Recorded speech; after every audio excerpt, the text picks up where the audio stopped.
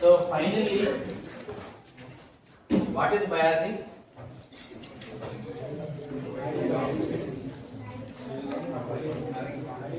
Biasing is nothing but switching on mechanism. Switching on of a mechanism. To switch on the diode, to switch on the transistor, what mechanism we call? That is called as biasing. The process of switching on of any transistor is called as biasing. Switch on cheyadam. Is it clear? Next, what is stabilization? Biasing ante A process అయితే follow అవుతామో ఓకేనా process of okay switching on దాన్ని operating అంటే operating ఏ transistor device okay so మనం ఏదైనా కొనుక్కున్నాం అనుకోండి దాన్ని స్విచ్ ఆన్ ఎట్లా చేయాలి స్విచ్ ఆన్లో ఏముంది సార్ అట్లా లొకేట్ కాదు స్విచ్ ఆన్ బట్ మీరు ఆన్ చేయడం వల్ల ఎంత పవర్ వెళ్ళాలి ఎంత కరెంట్ వెళ్ళాలి ఎంత వోల్టేజ్ వెళ్ళాలని మనం ఫిక్స్ చేసి ఉంటాం ఆల్రెడీ దాంతోనే స్విచ్ ఆన్ అవుతుంది అర్థమైందా ఇప్పుడు ఆ ఫ్యాన్ని ఆ పవర్ సప్లై చేస్తున్నాం మనకు ల్యాబ్లో చిన్న 9 volts బ్యాటరీ ఉంటుంది ఆ బ్యాటరీ తీసుకెళ్ళి ఆన్ చేయమంటే ఆన్ అవుతుందా ఆన్ అవ్వదు ఎందుకు అవ్వదు it is not sufficient to move that so sufficient energy, that is sufficient voltage or current to switch on a transistor is called as biasing. That process is called as biasing. So ఏదైనా on చేయాలంటే ఏ voltage ఏ current లో on చేస్తామో దాన్ని biasing. Is it clear? Biasing. Now what is stabilization? Okay. So ఏదైతే output ఇస్తుందో transistor లో some current ఇస్తుంది అనుకోండి ట్రాన్సిస్టర్ వాడుతున్నాడు ఏదో పర్పస్ తో వాడతారు కదా సో ఇన్పుట్ సమ్ అవుట్పుట్ వస్తుంది అనుకోండి లైక్ ఇది ట్రాన్సిస్టర్ ఇక్కడ ఇన్పుట్ ఇక్కడ అవుట్పుట్ వస్తుంది ఇది బాగా మారుతూ ఉంటుంది అంటే కాన్స్టెంట్ ఎప్పుడు ఉండదు లైక్ ఇంతకుముందు వోల్టేజ్ రెగ్యులేటర్ లాగా అవుట్పుట్ మారుతూ ఉంటుందని చెప్పారు బికాస్ ఆఫ్ 2 రీజన్స్ ఒకటి ఇన్పుట్ సైడ్ మారచ్చు ఇంకోటి లోడ్ మారచ్చు రెండు వాడడం వల్ల మనకు అవుట్పుట్ అనేది ఫిక్స్ చేంజ్ అవుతుంది అవుట్పుట్ కానీ చేంజ్ అవుతుంటే అది మనకు మంచి డివైస్ కాదు దాన్ని మనం ఏం చేయాలి stabilize to make it constant. Okay, so stabilization is nothing but it's a process of keeping current output constant irrespective of changing temperature. Okay, beta temperature, beta and leakage. ఇవేంటో నేను చెప్తాను మూడు parameters గుర్తుపెట్టాలి irrespective of changing temperature, beta and leakage current.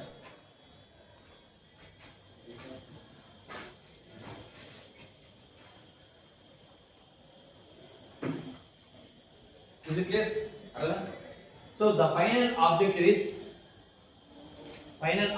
is to design A transistor ఒక transistor ని మనం వాడాలి అంటే ఎలా biasing చేయాలి ఎలా స్టెబిలైజ్ చేయాలి అర్థమైందా అంటే ఇప్పుడు ట్రాన్సిస్టర్ కొనుక్కోవడమే కాదు ట్రాన్సిస్టర్ ని వాడాలి పర్ఫెక్ట్ గా వాడాలంటే దానికి ఎలా ఇన్పుట్ సప్లై ఇవ్వాలి ఎలా దాని అవుట్పుట్ ని కాన్స్టెంట్ చేయాలి ఈ రెండు టాపిక్స్ ఈ చాప్టర్ మొత్తం చదువుకుంటాం అర్థమైందా లేదా అర్థమైందా క్లియర్ గా సో లాస్ట్ కి మనకి ఈ చాప్టర్ మొత్తానికి మీరు భయంకరంగా గుర్తుపెట్టి ఈ ఇయర్ మొత్తానికి ఈ డయాగ్రామ్ వస్తే మీకు 20 మార్కులు వస్తాయి ట్రాన్సిస్టర్ ఎట్లా వాడాలి ఎలా అవుట్పుట్ కాన్స్టెంట్ చేయాలి అనేది రెండు డయాగ్రామ్ అంటే అది ఫైనల్గా ఏమొస్తుందో అది ముందే చెప్పేస్తాను బట్ అక్కడికి అలా రావడానికి ఎలా అయితే ఇప్పుడు తర్వాత చెప్పుకుంటూ వస్తాం ఇది క్లియర్ అంటే మనకు లాస్ట్లో ఇప్పుడు ఇదంతా చదివితే లాస్ట్కి ఏం క్రియేట్ చేస్తామంటే ఒక ట్రాన్సిస్టర్ని ఎలా సర్క్యూట్ని డిజైన్ చేయాలని డిజైన్ చేస్తాం అది ఎందుకు అలా డిజైన్ చేసామనేది ఎక్స్ప్లెయిన్ చేసుకుంటూ వస్తాం అర్థమైందా So first thing,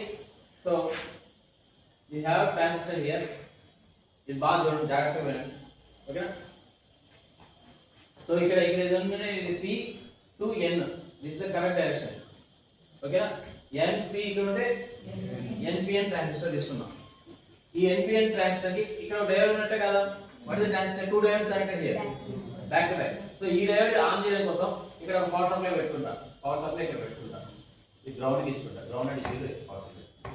ఈ డయోడ్కి పవర్ సప్లై మధ్యలో ఏముండాలి? ఎందుకు అది ప్రొటెక్షన్ కోసం చెప్పాలి. ఓకేనా? ఇక్కడ నుంచి ఇక్కడ ఇలా ఇది ఒక ట్రాన్సిస్టర్. సిగ్నల్ ఇంకో డయోడ్ ఇక్కడ ఉంటుంది, ఇక్కడ చెప్పే కదా 2 డయోడ్లు ఉంటాయి, ఇక్కడ ఉంటాయి. సో దీన్ని ప్రొటెక్ట్ చేయడం కోసం కూడా ఇంకో ట్రాన్సిస్టర్, సో దీని పైన కలెక్టర్ ఈ ఎడ్జ్ ని బేస్, ఈ ఎడ్జ్ ని ఎమిటర్ దగ్గర కనెక్ట్ అయిన రెసిస్టర్ ని RE అంటారు. RE కలెక్టర్ దగ్గర రెసిస్టెన్స్ ని RC అంటారు. ఓకే, ఇప్పుడు పవర్ సప్లై అనేది యూజువల్ గా అంటే దీన్ని స్విచ్ ఆన్ చేయాలంటే డయోడ్ ని ఈ ట్రాన్సిస్టర్ స్విచ్ ఆన్ చేయాలంటే ఇక్కడ ఒక జంక్షన్ ఉంటుంది. ఓకేనా? డయోడ్ ని ఎలా ఆన్ చేస్తారు? యూజువల్ గా ఫార్వర్డ్ బయాస్ చేయాలంటే ఇక్కడ ప్లస్ ఇక్కడ మైనస్ ఇవ్వాలి. ఇంకో ఇక్కడ సో ఏదో ఇక్కడ డయోడ్ ఉంటే ఇక్కడ ప్లస్ ఇక్కడ మైనస్ ఇస్తాం. సో ఇక్కడ ప్లస్ ఇక్కడ ఇచ్చాం, దీనికి ఏముంది? దీనికి మైనస్ ఇక్కడ వస్తాం. ఓకేనా? సో ఇక్కడ ఉన్న డయోడ్ ఇట్లా ఇట్లా ఆలోచించండి. ఫస్ట్ డయోడ్ ఇలా ఉందనుకోండి, లోపల దీని లోపల ఇలా ఉందనుకోండి, ఈ సింబల్ ట్రాన్సిస్టర్ వాడ యాక్చువల్ లోపల ఏమన్నట్టు ఏడో డయోడ్. సో దీన్ని ఆన్ చేయాలంటే ఇక్కడ పాజిటివ్ టెర్మినల్ ఇక్కడ పెట్టాలి, ఇక్కడ ఆన్ చేయాలి నెగటివ్. ఇప్పుడు ఈ ఎడ్జ్కి ఏం కావాలి? యాక్చువల్ గా ఇది పాజిటివ్ ఉంటే ఈ ఎడ్జ్కి ఏం కావాలి? ఇంకా పాజిటివ్, రెండు కావాలి కదా, అప్పుడే కదా రెండు ఆడేస్తాయి. సో మనకి యూజువల్గా 2 బ్యాటరీలు కొనుక్కోవాలి. అంటే DC వోల్టేజ్ ఇవ్వాలంటే ఇక్కడ ఒక DC వోల్టేజ్, ఇక్కడ ఒక DC వోల్టేజ్ ఇవ్వాలి. అలా ఇవ్వకుండా ఒకటే ఇస్తాం. అది ఎలా చేస్తామంటే ఇది ఈ వోల్టేజ్ ఇట్లా లాక్కొని దీన్ని 2 రెసిస్టర్స్ మధ్య డివైడ్ చేస్తాం. 2 ట్రాన్సిస్టర్స్ మధ్య 2 రెసిస్టర్స్ మధ్య డివైడ్ చేస్తాం. డివైడ్ చేసి సో ఇక్కడ బేస్ ఇలా కనెక్ట్ చేస్తాం. సో దట్ ఇక్కడ ఈ వోల్టేజ్ ఏదైతే 12 వోల్ట్స్ ఉందో ఇక్కడ ఇక్కడికి డివైడ్ అవుతుంది. ఆ డివైడ్ అయిన కింద ఉన్న వోల్టేజ్ ఇక్కడికి వస్తుంది. అది ఎట్లా అంటే డీటెయిల్గా నేను చెప్తాను. ఫస్ట్ మీరు అర్థం చేసుకోవాల్సిందంటే ఇలా ఉండాలి.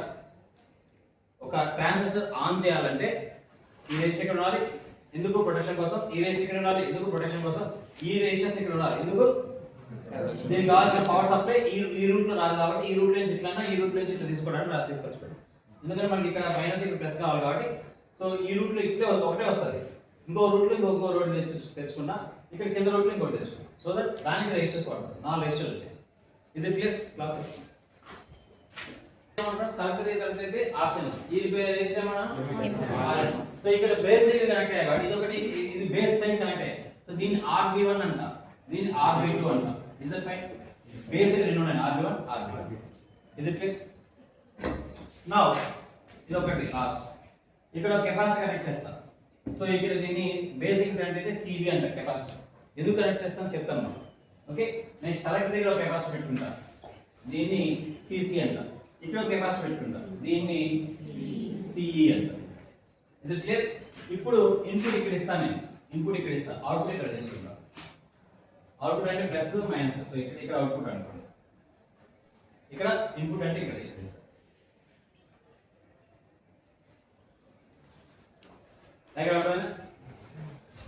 సో దీన్ని CE యాంప్లిఫైయర్ అంటారు. CE ఇక్కడ సప్లై ఇస్తున్నాం, పవర్ సప్లై ఇస్తున్నాం. దీన్ని బ్యాటరీ VCC అని పెడతాం, ఇక్కడ ప్లస్ పెడతా. సో గ్రౌండ్ ఎక్కడ ఉంటుంది? కింద ఎక్కడ ఉంటుంది? సో ఆ నుంచి వైర్ మళ్ళీ ఇక్కడ గ్రౌండ్ తీసుకోలేక ఇక్కడే నేను ఏం చేస్తాను, యూజువల్గా ఇక్కడ ప్లస్ పెట్టేసి ఇక్కడ మైనస్ తో ఇక్కడ గ్రౌండ్ ఉందని అనుకుంటా. సో ఇది ఈ గ్రౌండ్ ఆ గ్రౌండ్ ఒకటే, బట్ ఇక్కడ నుంచి ఇక్కడ లైన్ తీసుకుంటే మీకు దరిద్రంగా ఉండాలి అనిపిస్తుంది. ఇక్కడ గ్రౌండ్ సింబల్ పెట్టుకున్నా, ఇక్కడ గ్రౌండ్ సింబల్ పెట్టుకున్నా. సో బట్ యాక్చువల్లీ ఇది కనెక్ట్ అయ్యి ఎవరు కనెక్ట్ అవుతుంది? ప్లస్ కనెక్ట్ అవ్వాలి. ఇది చాలా మంది తప్పు చేస్తారు. సో మామూలుగా మీకు ఇట్లా ఇట్లా ఉండింది అనుకో, దీన్ని కనెక్ట్ అవ్వాల్సిన ప్లస్ కనెక్ట్ అయ్యి ఇట్లా గ్రౌండ్ ఇలా ఉంటుంది. ఓకే, అంటే ఇది మైనస్ ఏడా ఉన్నట్టు, ఇది ప్లస్ ఏడా ఉన్నట్టు, కింద ఓన్లీ మైనస్ ఉన్నట్టు. అదే డయాగ్రామ్ కి what is the main purpose of transistor? Amplification and switch. So let us forget about switch case ki ప్రస్తుతం మనం డయోడ్ వాడేస్తాం. డయోడ్ మనకు బాగుంది. ఓకే, ట్రాన్సిస్టర్ స్విచ్ గా కాకుండా ట్రాన్సిస్టర్ దేని వాడదాం? యాంప్లిఫికేషన్ కి వాడదాం. యాంప్లిఫికేషన్ కి వాడదాం. సో యాంప్లిఫికేషన్ లో యూజువల్ గా ఏం జరుగుతుంది? వాట్ ఇస్ యాంప్లిఫికేషన్ అంటే?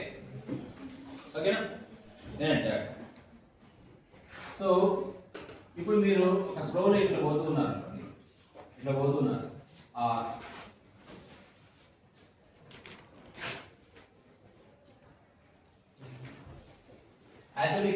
ఇక్కడ నడుచుకుంటూ రావాలి, ఇలా నడుచుకుంటూ ఇలా నడుచుకుంటూ ఇలా నడుచుకుంటూ ఇలా నడుచుకుంటూ ఏం చేయడం వారికి ఒక గంట పడుతుంది రావడానికి. సో అలా కాకుండా నేను ఏం చేశానంటే ఒక ట్రైన్ ఇక్కడ వేశాను. ట్రైన్ ఈ నుంచి 10 నిమిషాలు వచ్చేస్తుంది. సో నేను ఏం చేశాను, ట్రైన్లో ఎక్కించాను. సో మ్యాక్సిమం ఇక్కడ రీచ్ అయ్యావు. ఎంత టైం రీచ్ అయ్యావు? 15 minutes. సో ఎవరు టైం సేవ్ అయింది? మ్యాన్కే ట్రైన్కి ఏం జరగల. ట్రైన్ని మీరు వాడుకొని మీరు ట్రైన్లో ఎక్కేసారు. ఒక్కసారి ట్రైన్ లేక మళ్ళీ బయటకు వచ్చేసాక again your again normal person, మళ్ళీ ఇదే స్పీడ్లో వెళ్తాం, మళ్ళీ ఇక్కడికి వెళ్ళడానికి ఒక గంట పడుతుంది. So you enter here and train is from this place to this place. ఇది మీకు ఈజీ చేసింది. అంటే సేమ్ మీ డిప్లొమా ఎగ్జామ్స్ తీసుకోండి. మీరు ఊర్లోకి వెళ్ళాలంటే ఇక్కడ నుంచి బస్ స్టాండ్ దాకా నడుచుకుంటూ పోవాల్సిందే, మీ ఎనర్జీతో పోవాల్సిందే. అక్కడికి వెళ్ళాక బస్సులో కూర్చోడానికి బస్ ఎనర్జీ వస్తుంది. ఆ energy will take you to that place. So ఈ ప్రాసెస్లో బస్సులో ఎక్కడం వల్ల మీ ఎనర్జీ కన్జ్యూమ్ అవుతుంది.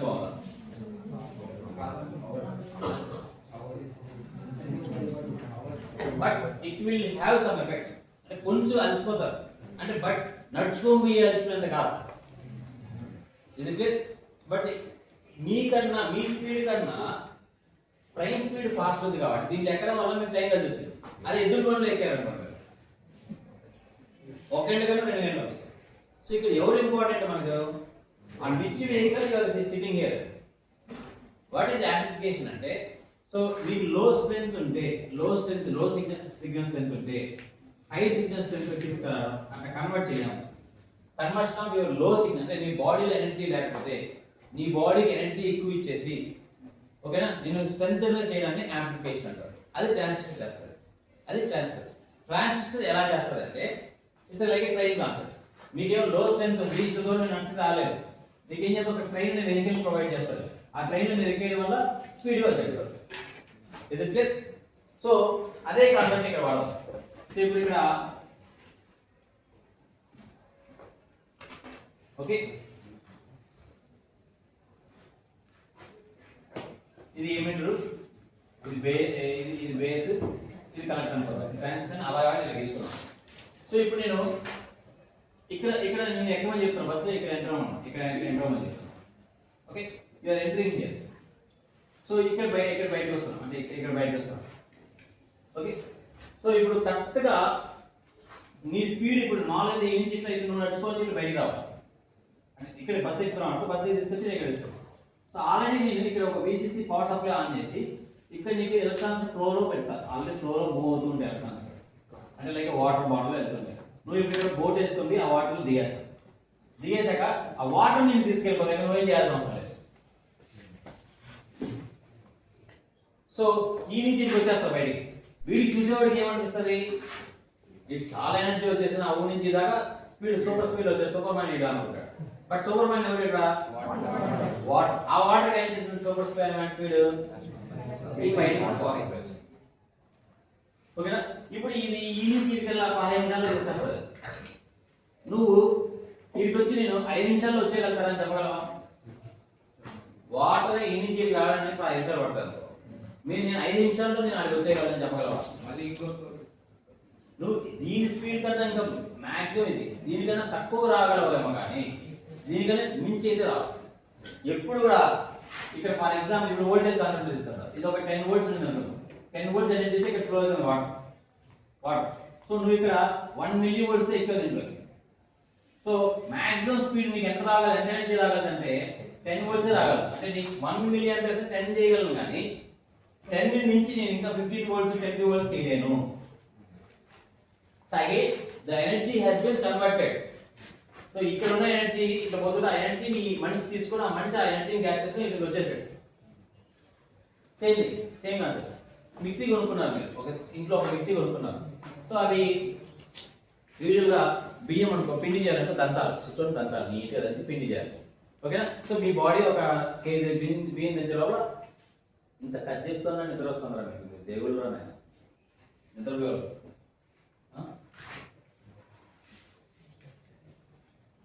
మిక్సీ మామూలుగా 1 kg రైస్ మీరు దంచాలనుకోండి, మీ ఎనర్జీ బాడీలో అంతా ఖర్చు అవుతుంది. మీ ఎనర్జీ ఖర్చు అవ్వదు, మిక్సీ ఎనర్జీ ఖర్చు అవ్వదు. అప్పుడు మనం ఏం చేస్తున్నాం, ఇక్కడ పవర్ సప్లై VCC లో కనెక్ట్ చేసి 230 volts వోల్టేజ్, ఆ వోల్టేజ్ ద్వారా ఇక్కడ నుంచి బ్లేడ్స్ తీసి ఇట్లా ఇచ్చేసి ఇప్పుడు పిండి కన్వర్ట్ అవుతుంది. So who is doing that? మీరు చేయట్లేదు అంతే, బట్ మిక్సీ చేస్తారు. మిక్సీకి అనేది వస్తుంది పవర్ సప్లై, పవర్ అనేది వస్తుంది. మళ్ళా ఆ స్టేషన్ లో తయారు చేస్తారు, వాళ్ళు మనుషులు తయారు చేస్తారు. వాళ్ళ ఎనర్జీని మనం తీసుకొచ్చి ఈ పవర్ కాన్సెప్ట్. ఇప్పుడు సైకిల్ ఎనర్జీ అని తీసుకో, నువ్వు ఒక గంట సేపు సైకిల్ దొరికావు, బ్యాగ్ లో కొంచెం వోల్టేజ్ స్టోర్ చేసి పెడతా, ఆ బ్యాగ్ లో ఒక 2 సార్లు మిక్సీ తిరుగుతుంది, ఒక్కరోజు పిండి కలుగుతుంది. సో నీ ఎనర్జీని డైరెక్ట్ గా తెచ్చే బదులు అట్లా చూడు. అని మనం ఏం చేస్తున్నాం, ఎవడో ఎనర్జీని పవర్ సప్లైలో ఖర్చు పెట్టుకొని ఆ పవర్ సప్లైని కాల్చుకొని మనం మిక్సీని తిప్పుతున్నాం. ఆ మిక్సీ తిప్పుతుంది మనం ఏమనుకుంటున్నాం, మనం పని చేయట్లేదు అనుకుంటున్నాం. యాక్చువల్గా మనం పని చేయట్లేదు కదా నిజంగా. ఎనర్జీ ఇస్ రేటెడ్, మీకు ఇక్కడ ఎలక్ట్రిసిటీ వచ్చింది, ఎనర్జీ వచ్చింది, ఓకేనా? ఎలక్ట్రిసిటీ ఎలా వచ్చింటుంది ఎగ్జాక్ట్గా? ఆ ప్లగ్ లోకి ఎలక్ట్రిసిటీ ఎలా వస్తుంది? థర్మల్ పవర్ స్టేషన్ లో వస్తుంది. థర్మల్ పవర్ స్టేషన్ అక్కడ ఎక్కడ ఉంటుంది అది? కర్నూలు ఎక్కడ శ్రీశైలం అని దగ్గర వాటర్ ప్లాంట్ దగ్గర ఉంటుంది అనుకో. థర్మల్ అంటే ఏం చేస్తారు అక్కడ? బొగ్గుని తీసుకెళ్లి మంట చేసి ఆ మంటను వేడెక్కి హీట్ టెంపరేచర్ మూవ్ చేసి టర్బైన్స్ పెట్టేసి తిప్పేసి ఆ నుంచి హీట్ క్రియేట్ చేస్తారు అనుకున్నాం. కోల్ ఎక్కడి నుంచి వస్తుంది? భూమిలో కోల్ ఎందుకు ఉంటుంది? మన బాడీ ఎముకలు ఒక 400 సంవత్సరాలు జీరో టెంపరేచర్ ఎయిర్ లో కానీ కుల్లబెట్టేస్తే కోల్ గా మారాయి. సో మొత్తానికి మనిషికి కావాల్సిన ఎనర్జీ అనేది వచ్చింది, క్లియర్. సో మనిషి నుంచి వచ్చింటది. సో ఎనర్జీ ఇంకొక విధంగా వాడటం తప్ప amplification meaning that signal is amplified but energy has neither created not distract. ఇంకో చోట నుంచి మనం వాడుకోవాలి. ఇది క్లారిటీ. యూజువల్ గా మనం యాంప్లిఫై చేయాల్సిన సిగ్నల్ ఎప్పుడు కూడా ఏసీ సిగ్నల్ తీసుకుంటాం. ఓకేనా?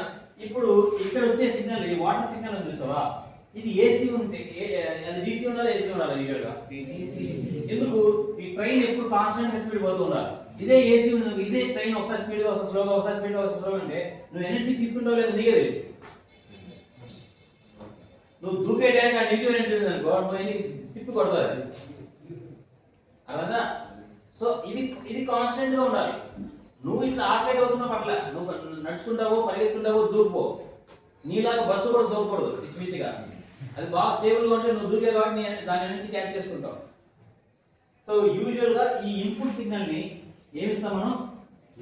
అవుట్పుట్ సిగ్నల్ ఏమొస్తుంది? ఇదే యాంప్లిఫై అయ్యి మనకి ఏమొస్తుంది? ఏసీ వస్తుంది. ఇక్కడ డివైస్ ఆన్ చేయడానికి ఏం వాడతాం? DC వాడతాం. So the final the conclusion is ఇది ఒక ట్రాన్సిస్టర్ అయితే సో దీన్ని యాంప్లిఫై చేయాల్సిన వీక్ సిగ్నల్ ఏదైతే ఉందో అది ఏసీ ఇస్తాం. ఇన్పుట్ ఏసీ ఇస్తాం, అవుట్పుట్ ఏమవుతుంది? స్ట్రాంగ్ సిగ్నల్ వస్తుంది. ఏమైంది? స్ట్రాంగ్ సిగ్నల్ ఏసీ సిగ్నల్ అవుతుంది. సో దీన్ని ఆన్ చేయడానికి వాడే సిగ్నల్ మటుకు DC. ఇప్పుడు ఒక డివైస్ ని స్టడీ చేయాలంటే మీరు 2 విధాలుగా స్టడీ చేయాలి. ఈ రెండు లేనప్పుడు డీసీతో ఇది ఎట్లా పనిచేస్తుంది నేర్చుకోవాలి. That is called DC characteristics అంటాం. DC characteristics. ఈ పని చేసినప్పుడు పని చేసేప్పుడు ఎలా ఉంటుంది దాన్ని AC క్యారెక్టరిస్టిక్స్ అంటాం.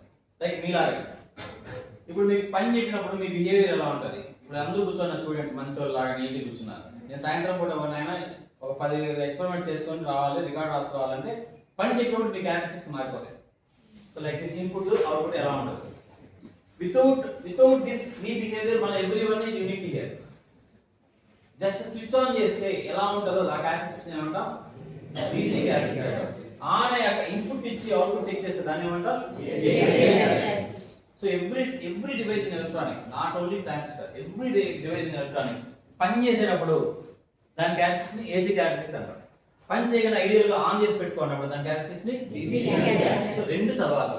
దాని క్యారెక్టరిస్టిక్స్ మనం చదివితే మనకు దాని గురించి పూర్తిగా అర్థమైంది. డయోడ్కి ఉంటాయి, ట్రాన్సిస్టర్కి ఉంటుంది. మీరు ఏ ఎలక్ట్రానిక్ డివైస్ వెళ్ళినా కూడా 2 క్యారెక్టరిస్టిక్స్ ఉంటాయి, AC characteristics, DC characteristics. So DC power supply on చేస్తే దీన్ని DC క్యారెక్టరిస్టిక్స్ అంటాం.